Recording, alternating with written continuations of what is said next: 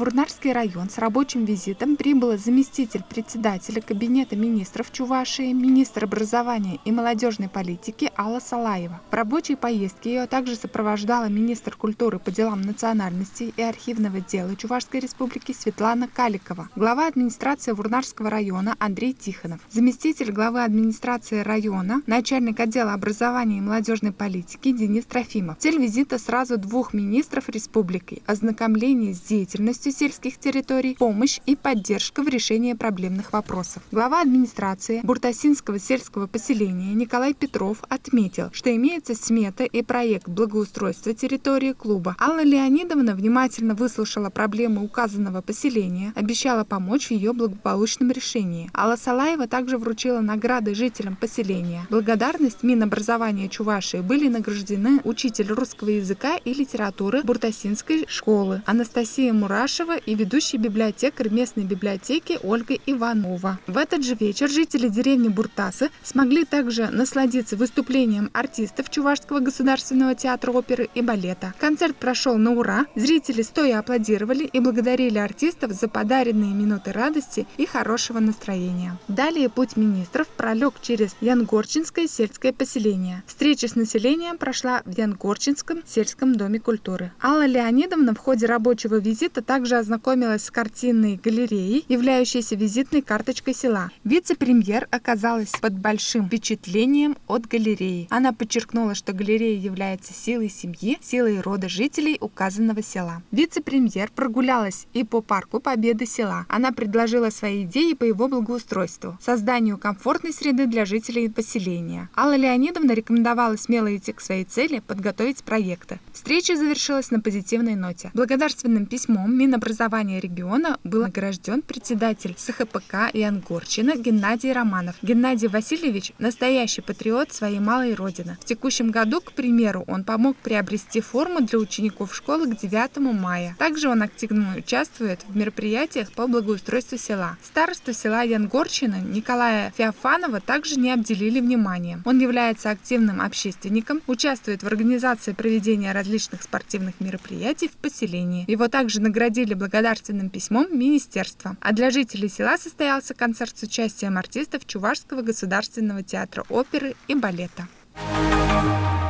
В Урнарском районе состоялось торжественное мероприятие, посвященное Дню российской молодежи. Вначале в районном доме культуры за круглым столом были обсуждены актуальные вопросы, касающиеся молодежи. Молодые люди в ходе диалога на равных смогли задать свои волнующие вопросы, обсудить пути их решения, поинтересоваться с действующими программами по поддержке молодежи и так далее. На встрече с представителями власти приняли участие активная молодежь, представляющая различные сферы образования, культуры, сельского хозяйства, промышленности, малого бизнеса и так далее. Участников круглого стола приветствовал глава администрации Урнарского района Андрей Тихонов. Он подчеркнул, что готов поддержать любые инициативы молодежи района, идти им навстречу, поддержать их идеи и предложения. Он рассказал о развитии района, о проведении мероприятий в рамках благоустройства. Заострил внимание о проведении второго этапа работ по созданию комфортной среды в парке культуры и отдыха. Андрей Владимирович отметил, что хорошо было бы, если молодые люди, волонтеры, окажут посильную помощь в его благоустройстве, проведут экологический субботник. Он также поблагодарил молодежь за активную жизненную позицию, за вклад в развитие района. Далее в зале районного дома культуры прошла торжественная часть мероприятия, в ходе которой чествовали молодежь района. Андрей Владимирович от лица администрации района и от себя лично поздравил всех с праздником. Затем началась церемония награждения. Подарком для молодежи стало выступление на сцене ДК шоу балета, джаз-данс и дуэта «Ой, все».